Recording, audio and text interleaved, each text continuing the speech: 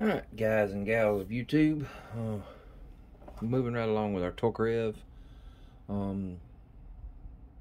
case prep, case conversion from 223s. I have 50 cases here, plus a few stragglers.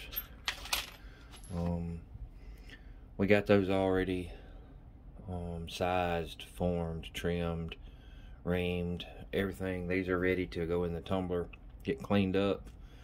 Got a few cases of the once or however many times fired that picked up during different range brass sessions.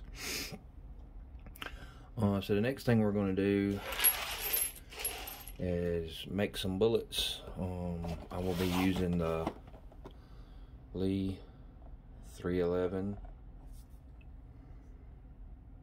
93-1 R mold. That's a 2-cavity mold, and you can get these pretty cheap through Lee. And basically we're gonna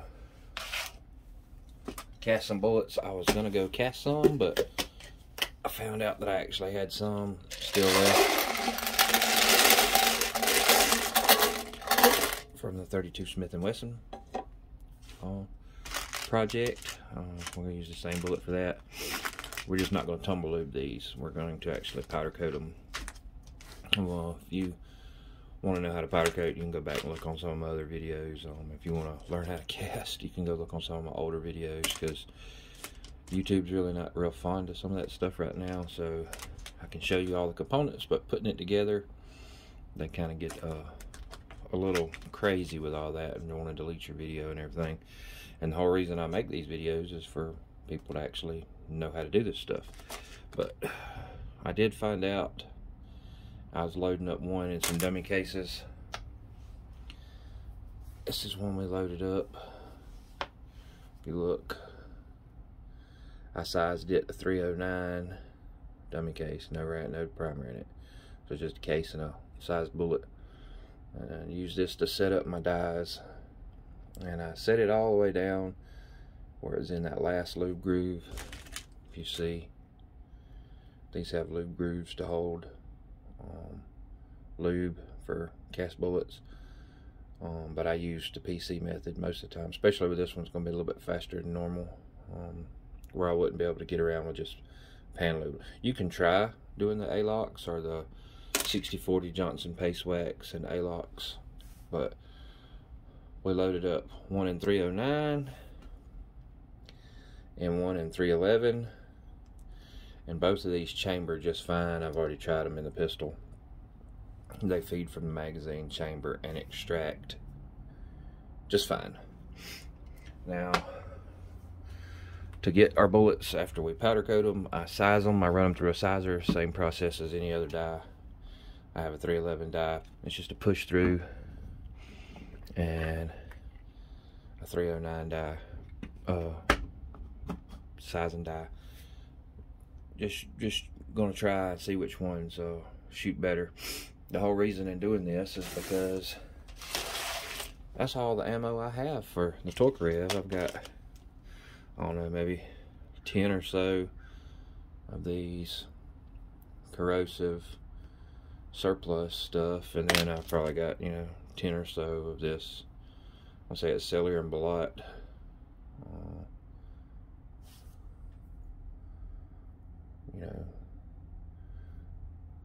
Got the exposed soft lead tip on them. We'll use that just to check out the function of the firearm, make sure everything works, and then we're going to make our own.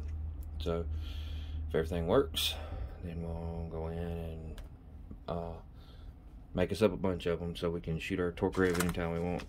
And the whole reason why I'm doing this is because to buy, you can't hardly find this corrosive stuff anymore.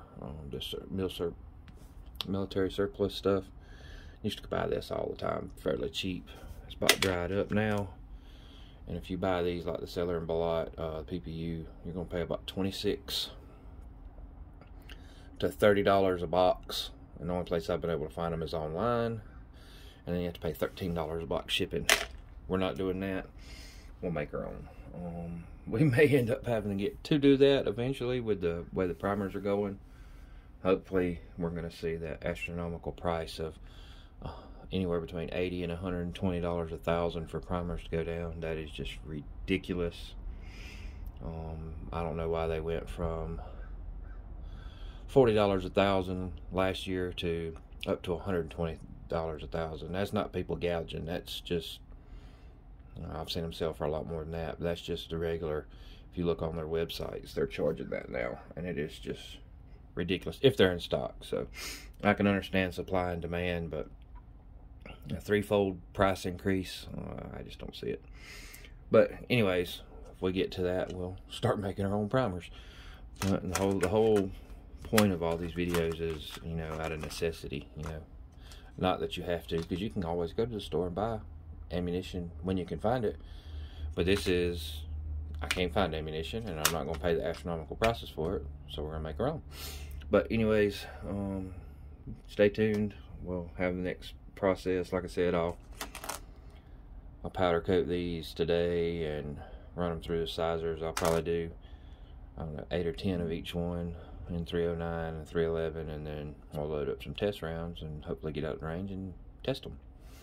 Alright, I'm gone.